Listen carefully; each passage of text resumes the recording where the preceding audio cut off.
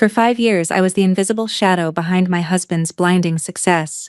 My name is Elara, and to the world, and to my husband Julian, I was nothing more than a simple, devoted, and frankly pathetic housewife. I wore $15 dresses from clearance racks. I spent my days clipping coupons, scrubbing floors until my knees bruised, and carefully budgeting our weekly groceries.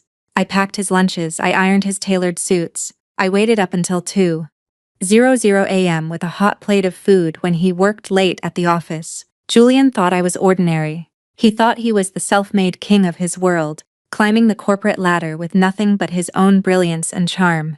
He would look at me with this mix of pity and mild affection, like one might look at a loyal, slightly dim-witted golden retriever. What Julian didn't know was that my poverty was a carefully constructed lie. I am Elara Vance, the sole heir to the Vance global fortune.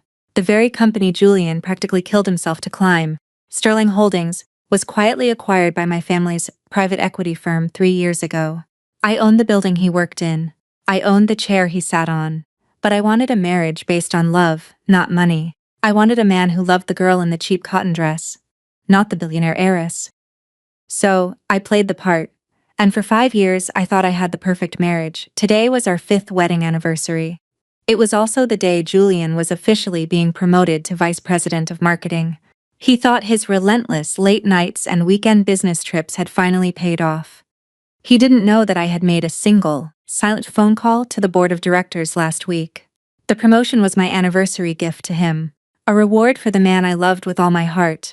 My alarm buzzed at 4 a.m. The house was pitch black and freezing, but I didn't care. I leaped out of bed, my heart fluttering with the giddy excitement of a teenager. I tiptoed to the kitchen, careful not to wake him. Today had to be perfect. I pulled out the flour, the imported cocoa powder, and the rich vanilla extract. For 3 hours, I stood in our cramped kitchen, meticulously baking his absolute favorite, a 3-tiered red velvet cake from scratch. I frosted it with trembling hands, writing happy anniversary to my VP, in flawless white icing. By 8:10 a.m., Julian was rushing out the door. He barely glanced at me, hurriedly fixing his silk tie. "I'll be late tonight, Elle," he muttered, checking his diamond watch. A watch I had saved up my allowance for 2 years to buy him. Big client dinner to celebrate the promotion. Don't wait up. He didn't kiss me. He didn't say happy anniversary, but I just smiled. He's just stressed, I told myself. He's overwhelmed. I'll surprise him at the office. I'll bring the cake, and we can celebrate his new corner office together. At 11:30 a.m., I put on my best dress. It was a faded floral print, sensible and modest. I carefully placed the massive cake into a clear carrier, tied a red ribbon around it, and took the public bus downtown to the towering glass skyscraper of Sterling Holdings. Walking into the grand marble-floored lobby, I felt completely out of place.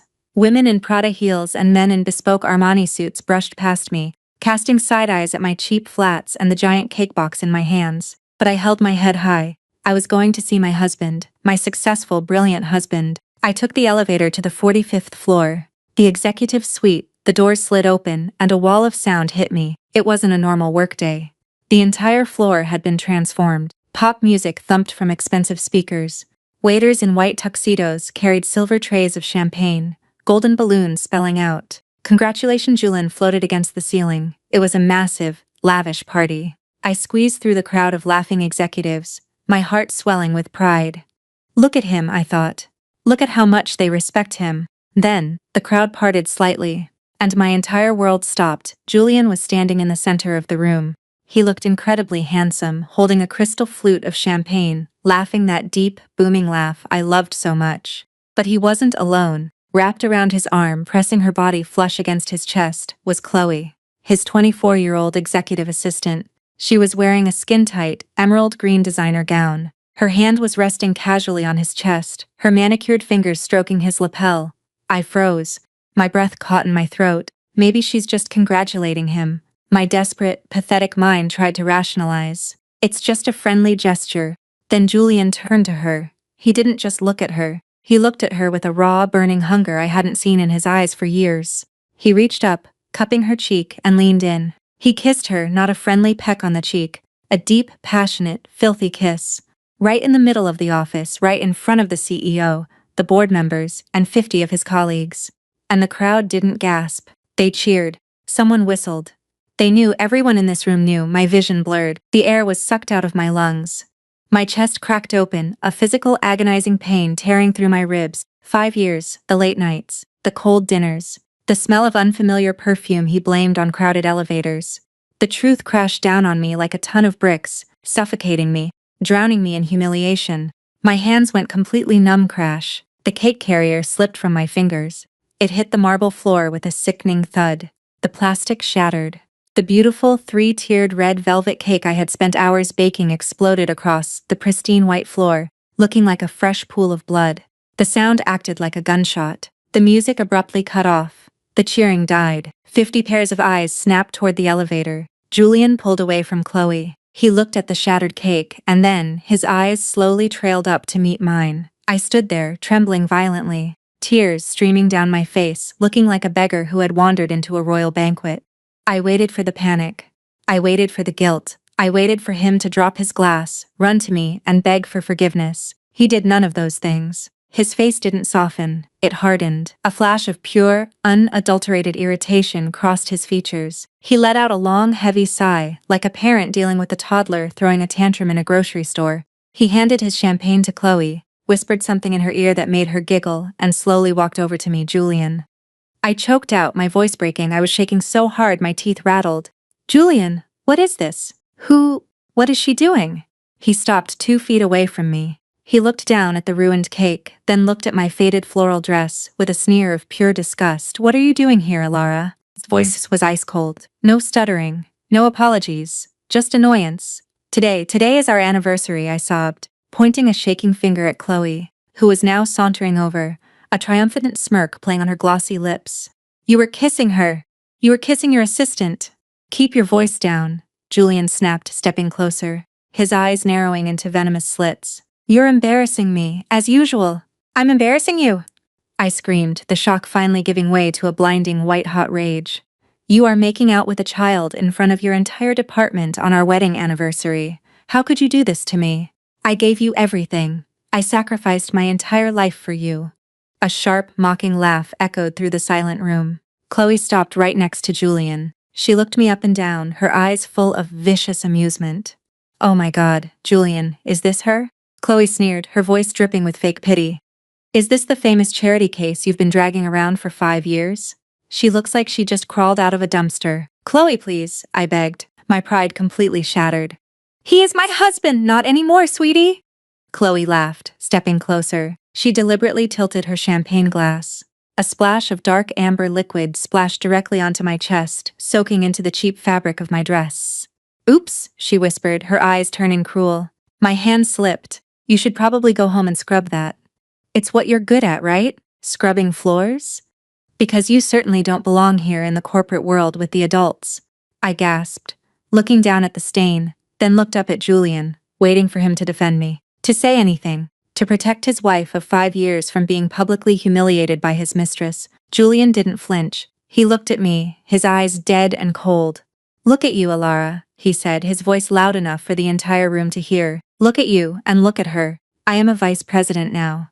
I make $500,000 a year. I am going to the top. I need a woman who matches my status. A woman who knows how to host a gala, not a pathetic, small-minded housemaid who smells like cheap vanilla and bleach. My heart stopped beating. The man I loved was dead. This monster standing in front of me was a stranger. Julian reached into the inside pocket of his custom-tailored jacket. A jacket I had picked out. A jacket paid for by a credit card I secretly funded. He pulled out a thick white envelope. He didn't hand it to me. He threw it. The envelope hit my chest and fell into the mess of the ruined red velvet cake. Those are the divorce papers, Julian said loudly, smirking as Chloe wrapped her arm around his waist again. I already signed them. Take them. Go back to whatever cheap apartment you can afford. Pack your trash and get out of my house by tomorrow. He leaned in, his voice dropping to a vicious whisper meant only for me. You are nothing, Alara. You always have been nothing. Now take your garbage cake and get the hell out of my building before I call security. The elevator doors slid open to the grand atrium of Sterling Holdings, and the sheer volume of the celebration hit me like a physical blow.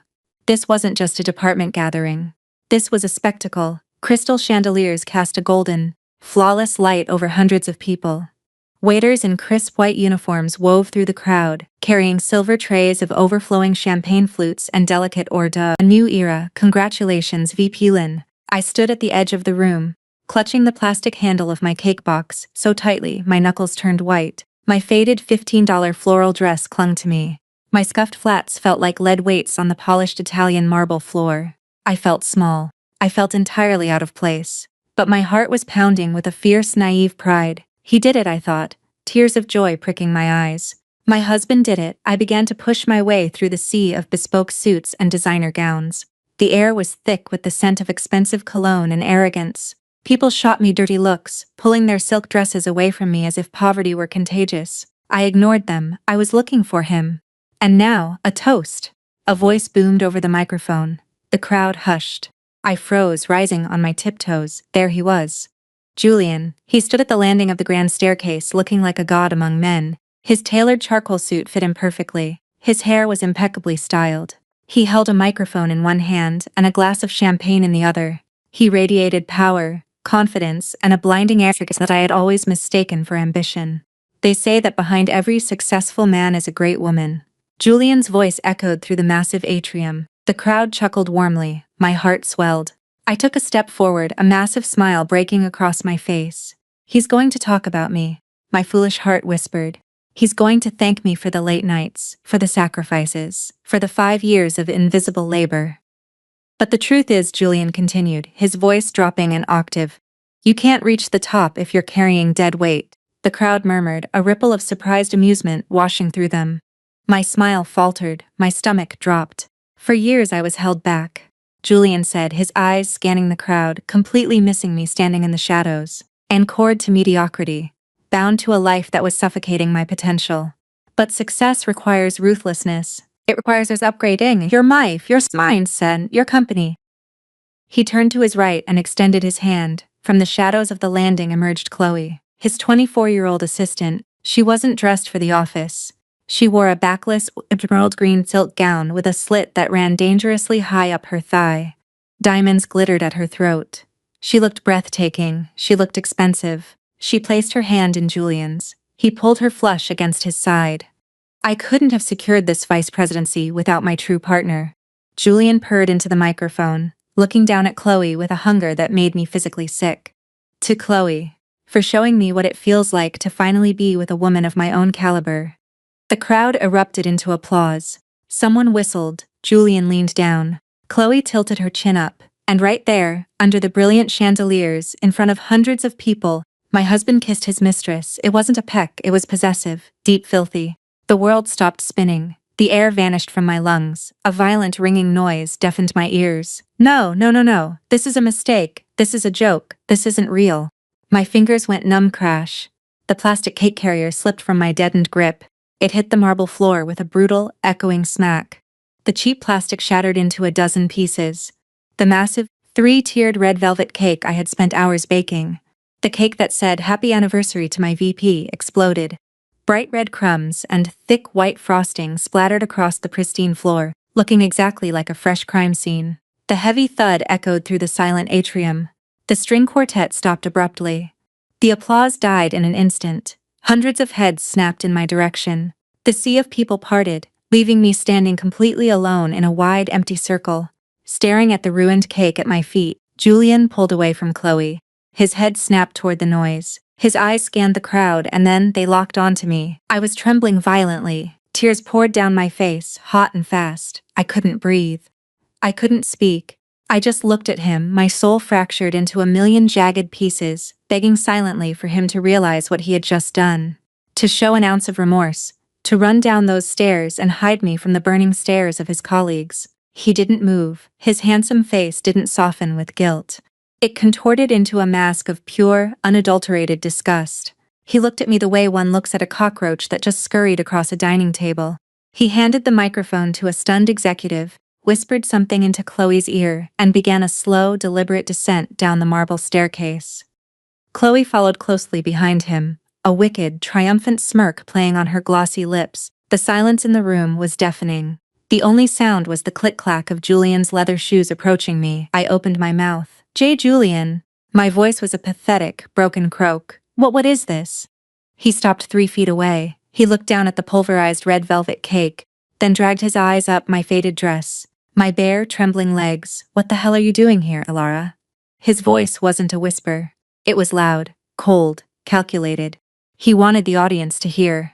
Today, I choked out, a sob ripping through my throat. Today is our anniversary, 5 years, Julian. I beg to patronize you. I pointed a shaking, desperate finger at the woman standing behind him. Who is she?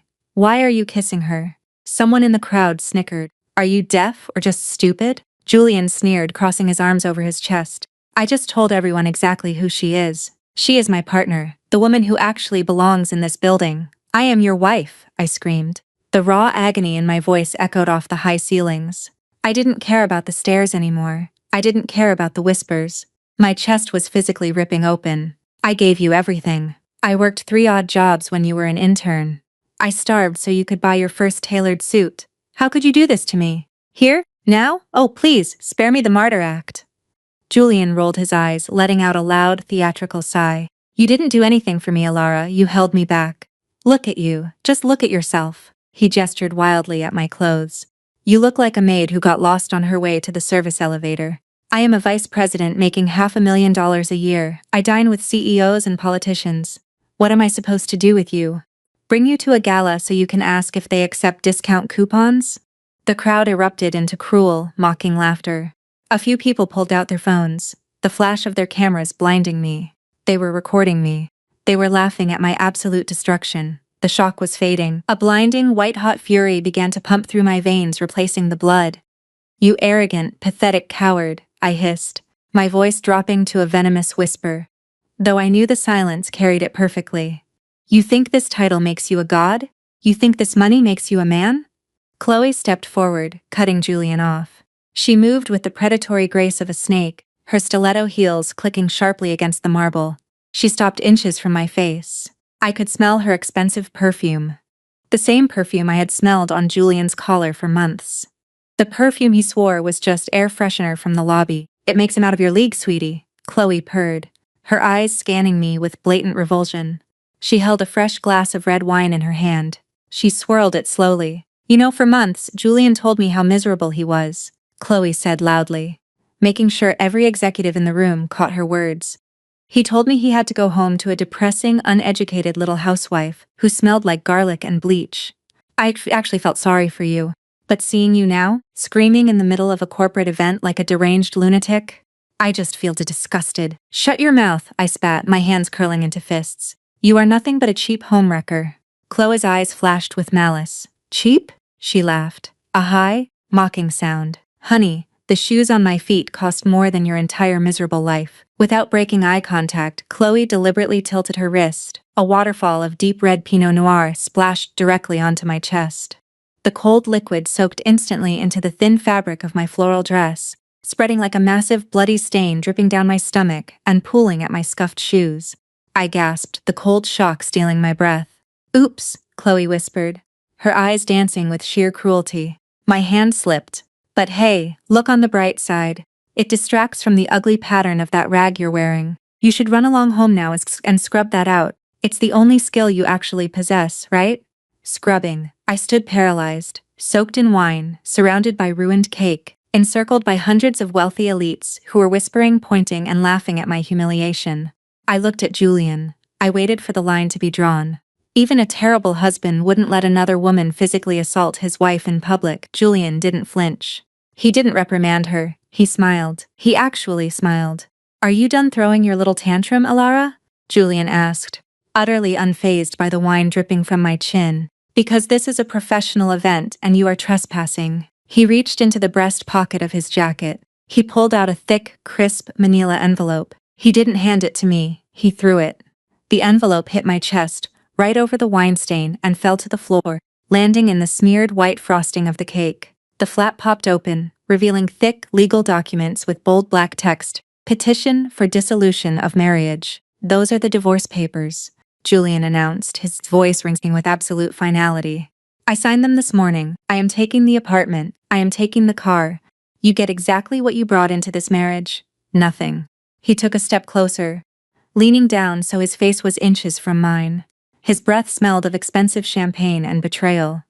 "Sign them," he hissed, his eyes dead and soulless. "Sign them on the hood of whatever cheap bus you took to get here. Go back to whatever slum you crawled out of.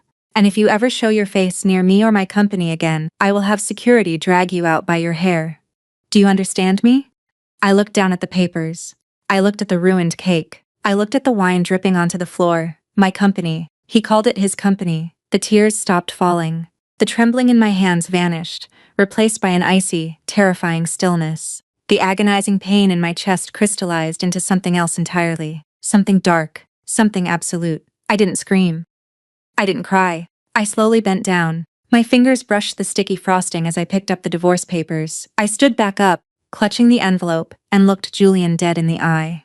"I understand perfectly, Julian," I said, my voice eerily calm, devoid of all the love and warmth I had given him for 5 years. Julian frowned slightly, caught off guard by my sudden shift in demeanor. He expected me to beg. He expected me to fall to my knees in the cake and plead for his love. Instead, I turned my back on him. I didn't look at Chloe. I didn't look at the laughing executives or the flashing cameras. I walked toward the revolving glass doors, the wine dripping from my dress, my spine completely straight.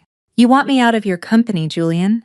I thought, pushing through the heavy glass doors into the blistering city heat. "Let's see how much you love this company when it burns to the ground with you inside it."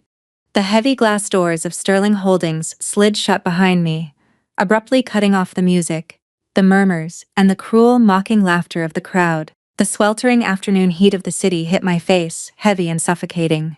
Pedestrians on the busy sidewalk stopped and stared. I knew exactly what I looked like.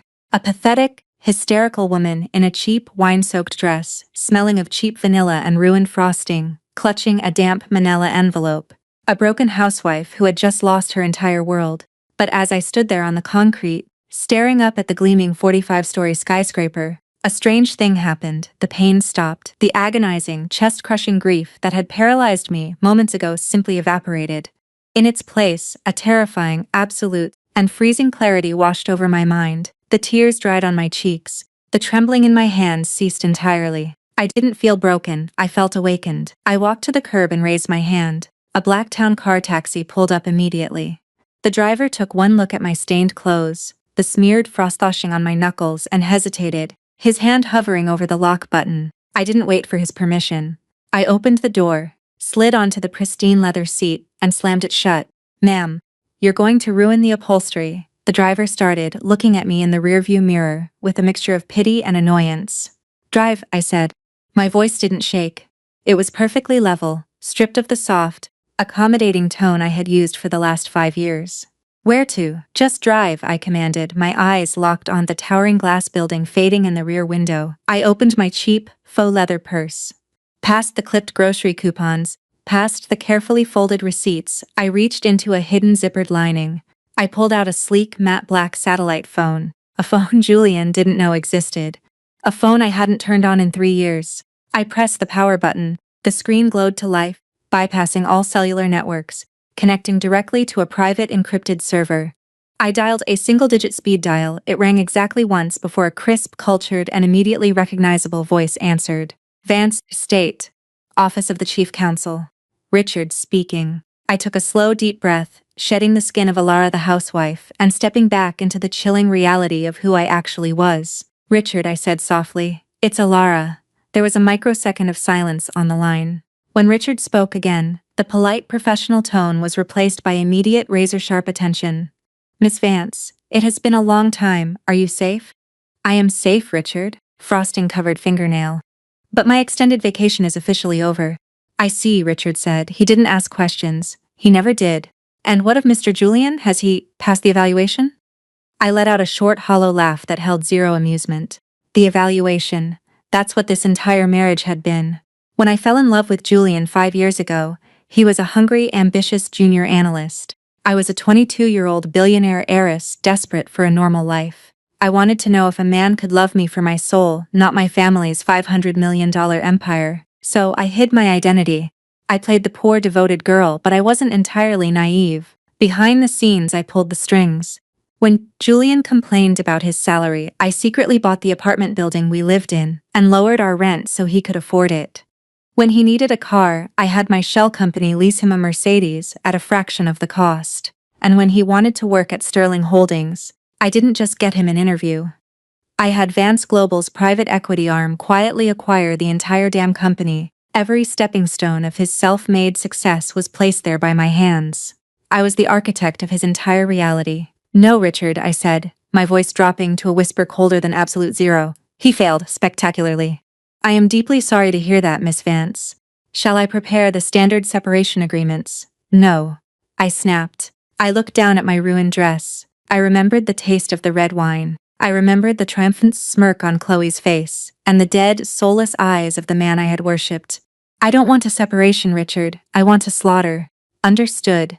Awaiting your orders, Madam Chairman. I leaned back into the leather seat, my mind working with the ruthless, calculating precision that ran in the Vance family bloodline. Step 1, I commanded. I want the shadow account funding his Platinum Amex frozen, immediately. Cut off his personal credit, his checking accounts and his emergency funds, leave him with exactly what he actually earns, nothing. Done, Richard replied, the sound of rapid typing echoing over the line. Step 2. Contact the property management firm, terminate the lease on the downtown loft. I want his belongings packed in garbage bags and left on the curb by 5 p.m. today. Do the same for the Mercedes. Repossess it. The towing company is being dispatched now, Miss Vance. Step 3, I said, my grip tightening on the phone. Call Marcus. Marcus was the CEO of Sterling Holdings. The man who, just 10 minutes ago, was clapping Julian on the back and cheering as my husband kissed his mistress. Marcus thought he answered to a nameless, faceless board of directors. He had no idea that the ultimate puppet master was the woman standing in his lobby in a $15 dress. What are your instructions for the CEO, ma'am? Tell Marcus that the primary shareholder is extremely displeased, I said, a slow, venomous smile spreading across my face. Tell him that the new vice president of marketing, Julian, is to be terminated effectively immediately. Clause 4B of his contract. Moral turpitude and gross misconduct. Shall we offer a severance package? Severance? I laughed. It was a dark, wicked sound. No. Julian used corporate funds to throw himself that lavish promotion party today. I want him charged for every drop of champagne, every balloon, and every waiter. I want him billed for embezzling company resources. And Richard? Yes, Miss Vance? Make sure Marcus fires him right now, while he's still at the party, in front of every single person who just watched him humiliate me. It will be a bloodbath, Miss Vance, Richard noted, a hint of dark satisfaction in his normally stoic voice. That is exactly what I want, I whispered, staring out the window at the passing city. Julian wanted to rid himself of dead weight. He wanted a woman of his own caliber. He wanted a corporate queen. I looked down at the divorce papers in my lap. I picked up a pen from my purse, clicked it, and signed my name.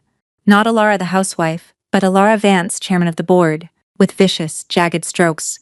Let's see how much of a king he is when I take back my kingdom. From the plush leather-back seat of the town car, I didn't cry. I didn't look back. Instead, I opened the encrypted application on my satellite phone. Within seconds, I had bypassed Sterling Holdings' internal mainframe and pulled up the live, high-definition security feed of the 45th floor atrium. I leaned back, watching the screen with the cold, detached interest of a predator, watching its pre-step into a steel trap. On the screen, Julian was still playing the king. The party had resumed. He was holding court by the grand marble bar. Chloe draped over his shoulder like a cheap green silk accessory. He was laughing, soaking in the admiration of the executives who had just watched him shatter my heart into a million pieces. Then, the trap snapped shut. I watched as the head bartender politely handed Julian a black leather folio.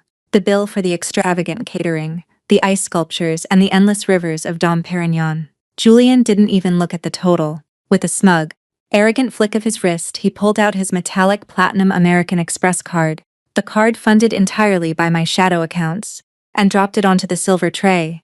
The bartender swiped the card.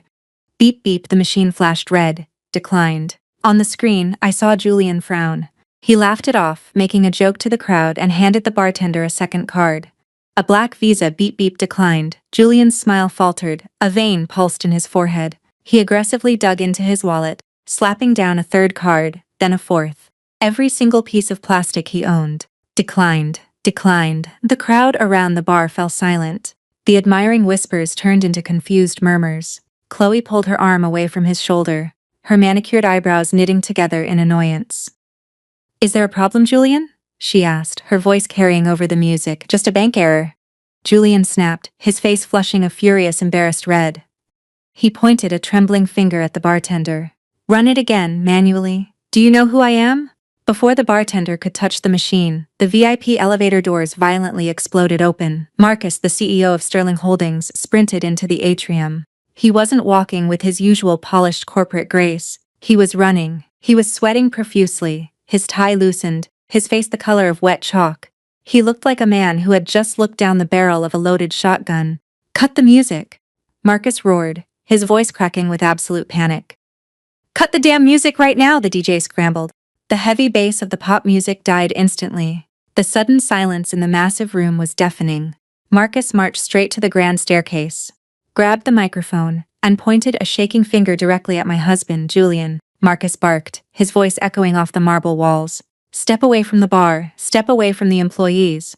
Julian froze, his arrogant facade cracked, replaced by utter confusion. "Marcus, what's going on? We're celebrating." "There is no celebration," Marcus screamed, losing all professional composure. "I just got off the phone with the chairman of the board. You are terminated, effective immediately." A collective gasp ripped through the crowd of hundreds of executives. Chloe physically stumbled backward, her jaw dropping open. Julian let out a nervous, high-pitched laugh. "Terminated? Marcus, this isn't funny. I was just promoted 10 minutes ago. I have the signed contract." "Clause 4B of your contract," Marcus shouted, reading desperately from a frantic email printout in his hand. "Immediate termination without severance for moral turpitude and gross misconduct. The board has just reviewed the expenses for this little gala you threw yourself. You used corporate funds, $45,000 of company money to buy champagne and caviar." "I am the vice president," Julian roared back, panic finally bleeding into his voice. "I have an expense account. You were a vice president, and your expense account limit was 0 until tomorrow," Marcus spat. "You embezzled company funds. The chairman is holding you personally liable for every single penny. You owe Sterling Holdings $45,000, payable immediately, or we are pressing criminal charges." Through the screen, I watched the color drain completely from Julian's face. He looked like a corpse, his knees physically buckled. The chairman?" Julian stammered. "But the chairman is anonymous. Who ordered this?" "I don't know who you crossed, Julian," Marcus said, wiping sweat from his forehead. "But they want you ruined." "Security." 6 massive heavily built security guards pushed through the shocked crowd. They surrounded Julian in a tight circle. "Hand over your badge," the head of security demanded. Julian, shaking uncontrollably, fumbled with his lapel and handed over the plastic ID. "Your corporate phone." He handed it over. "Your laptop." He handed it over. Just as Julian thought the humiliation was over, the heavy glass doors of the atrium swung open. A team of men in sharp black suits strode in, led by a familiar imposing figure, Richard. "My chief counsel." Richard didn't yell, he didn't sweat. He walked with the terrifying silent authority of the Grim Reaper. The crowd parted for him as if by magic. He stepped right through the ring of security guards and stopped in front of Julian. "Mr. Julian," Richard said. His voice was smooth, polite, and absolutely lethal. "I represent Vance Global, the primary holding company of your former employer." "I don't understand," Julian whimpered, looking wildly around the room for anyone to help him. Nobody moved. "It is quite simple," Richard said, pulling a stack of legal documents from his briefcase. "As you are no longer employed here, your corporate housing lease for the downtown penthouse is terminated. Your belongings have already been packed into garbage bags and left on the sidewalk." "My house?" Julian gasped, clutching his chest. "Furthermore," Richard continued, not missing a beat, "the Mercedes you drove to work today was a company lease. It has just been towed from the VIP parking garage. You can't do this. I have rights. I have money." Julian screamed, tears of sheer panic welling in his eyes. "Actually, you do not," Richard corrected coldly. "Your primary bank accounts and credit lines were flagged for fraudulent activity 15 minutes ago and have been permanently frozen. You are, at this exact moment, completely bankrupt." Julian swayed on his feet. He turned frantically to the woman standing a few feet away. "Chloe," he begged, reaching out a trembling hand toward his mistress. "Chloe, please, let me use your card. Just to get a hotel, just to figure this out. I'll pay you back, I swear." Chloe looked at his outstretched hand as if it were covered in toxic waste. The smug, triumphant smirk she had worn while pouring wine on my dress was entirely gone. Her eyes were wide with horror, realization, and absolute disgust. "Are you insane?" Chloe shrieked, her voice echoing through the silent atrium. "You owe the company $45,000. You don't have a house, you don't have a car, you don't even have a bank account." "Chloe, I love you," Julian pleaded, dropping to his knees on the marble floor, right into the smeared, sticky remains of the red velvet cake I had baked him. "You said we belonged together. You said we were a power couple." Chloe let out a vicious, mocking laugh. "I said I belonged with a vice president," she spat venomously. "I belonged with a man who could buy me diamonds, not a broke, unemployed fraud, facing criminal charges." "Please," Julian sobbed, grasping at the hem of her emerald green gown smack. The sound of the slap echoed like a gunshot. Chloe backhanded him across the face with all her strength. Her heavy diamond ring cut a bright red gash across his cheek. Julian fell backward into the cake frosting, clutching his bleeding face. "Don't ever touch me again, you pathetic loser," Chloe snarled. She turned on her stiletto heel and practically ran toward the elevators, desperate to distance herself from the sinking ship. Julian sat on the floor, surrounded by hundreds of his former colleagues, covered in cake, bleeding, weeping like a child. He was completely, utterly destroyed. But I wasn't done. Through the earpiece I wore in the car, I whispered a final command to Richard. "The jacket, Richard." On the screen, Richard looked down at the sobbing man. "One final matter, Julian," Richard said smoothly. "The custom Armani jacket you are currently wearing was purchased using a secondary credit card linked to the primary shareholder's account. Since you are no longer authorized to use those funds, that jacket is considered stolen property." Julian looked up, his eyes bloodshot and uncomprehending. "What?" "Take it off," Richard ordered, his voice dropping into a deadly, uncompromising register. "Now, or I will have security peel it off you." Humiliated beyond the point of sanity, Julian slowly sat up. His hands shook violently as he unbuttoned the tailored jacket. He slid it off his shoulders and handed it up to Richard, leaving him sitting in the dirtied white dress shirt, a physical representation of the man he actually was beneath the expensive facade. "Thank you," Richard said, draping the jacket neatly over his arm. "Security, please escort this trespasser off the premises. Throw him out the back service doors. We wouldn't want him ruining the view in the main lobby." Two massive guards grabbed Julian by the armpits. They hauled him off the floor and dragged him, kicking and sobbing, across the marble atrium and through a set of heavy metal doors leading to the alleyway. The executives watched in stunned, terrified silence. I closed the application on my phone. The screen went black. I leaned my head against the cool leather of the car seat and let out a long, slow breath. The suffocating weight I had carried in my chest for 5 years was gone. Julian wanted a woman who matched his status. He wanted a ruthless corporate queen. He just didn't realize he had been married to her the entire time. Tới đây là phần kịch bản chi tiết cho phần 9, cái kết. Phần này sẽ khép lại câu chuyện với nhịp độ chậm rãi hơn, lạnh lùng và đầy uy quyền, tạo nên sự thỏa mãn tuyệt đối, catharsis, cho người nghe sau tất cả những gì nhân vật chính đã phải chịu đựng. 3 days. That was exactly how long it took for a man who thought he ruled the world to lose absolutely everything. I didn't have to lift another finger. Once the accounts were frozen and the embezzlement charges were filed, the corporate vultures did the rest. I sat in the sunlit study of the Vance family estate, sipping a cup of Earl Grey tea. Reading the reports Richard handed me, Julian was a ghost. He had maxed out every favor, called every contact, and begged every friend. None of them answered. In the corporate world, you are only as valuable as your bank account, and Julian's was $50,000 in the red. He spent the first night on a park bench in the pouring rain. The second night, he tried to crawl back to Chloe's apartment, only to have her new boyfriend, a wealthy senior partner from a law firm, throw him physically down the stairs. On the third day, the sky over the city turned a bruised, violent purple. A massive thunderstorm rolled in, unleashing a torrential downpour. I was standing by the floor-to-ceiling windows of my library, watching the rain lash against the glass, when the intercom on my mahogany desk buzzed. "Miss Vance," the head of estate security said, his voice clipped and professional. "There is a trespasser at the main gates. He bypassed the lower perimeter. He's refusing to leave. Shall we release the hounds, or simply call the police?" I looked at the security monitors built into the wall. Standing outside the towering, 20-foot-high wrought iron gates of the Vance estate was a man. He was drenched to the bone, shivering violently. His hair was matted to his forehead. He was wearing the same white dress shirt he had on 3 days ago, now stained with mud, sweat, and dried cake frosting. It was Julian. He was gripping the golden bars of the gate, rattling them with weak, desperate hands, screaming something into the howling wind that the cameras couldn't pick up. "Neither," I said softly, a ghost of a smile touching my lips. "Have Richard bring an umbrella. I will handle this myself." I didn't put on a $15 floral dress this time. I wore a tailored slate gray Chanel suit that cost more than Julian's old salary.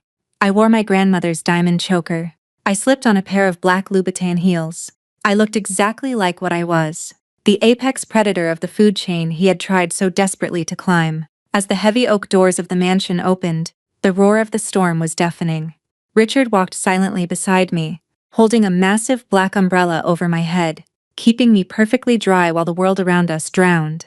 We walked down the long, sweeping cobblestone driveway. As we approached the gates, Julian finally saw me. He froze, his bloodshot, sunken eyes widened to the size of saucers. He looked at the sprawling, palatial mansion behind me. He looked at the armed guards standing in the shadows. He looked at Richard. And finally, he looked at me.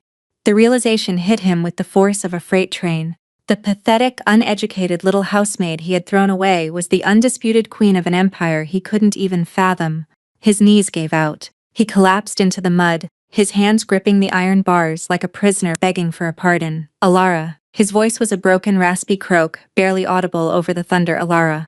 Oh my God. Oh my God, it's you. It was you the whole time." I stopped 2 feet away from the gate. I didn't say a word. I just looked down at him with eyes as cold and indifferent as the rain falling on his back. "Please," he sobbed, pressing his wet face against the iron bars. The arrogance, the sneer, the booming voice of the vice president. It was all entirely gone, washed away into the gutter. "Please, Alara, you have to help me. I have nothing. I haven't eaten in 2 days. The police are looking for me. They're going to put me in prison." I tilted my head slightly. "And why is that my problem, Julian?" "Because I am your husband," he wailed, reaching a trembling, mud-caked hand through the bars, desperately trying to touch my shoes. I took a deliberate step back. "I love you. I always loved you. It was Chloe. She seduced me. She poisoned my mind, Alara. She made me think I needed a different life, but I was wrong. I was so blind." "Chloe seduced you?" I repeated, my voice cutting through the storm with razor-sharp precision. "Did Chloe force you to hide your affair for 6 months? Did Chloe force you to throw those divorce papers in my face? Did she force you to watch her pour wine on my dress and smile?" Julian choked on his tears, coughing violently. "I made a mistake. I'm a broken man, Alara. I've learned my lesson. I'll do anything. I'll scrub your floors. I'll be your servant. Just please, please, don't let them take me to jail. Please take me back." He pressed his forehead to the mud, literally kissing the ground in front of the gates. It was the most pathetic display of cowardice I had ever witnessed. Any lingering trace of love I might have had for this man vanished, replaced by an overwhelming wave of pity and absolute disgust. "You wanted a divorce, Julian," I said smoothly. I gestured to Richard. Richard reached into his tailored jacket and produced a crisp, dry manila envelope. The same envelope Julian had thrown at me. But this time, it was slightly different. I took the envelope and held it up.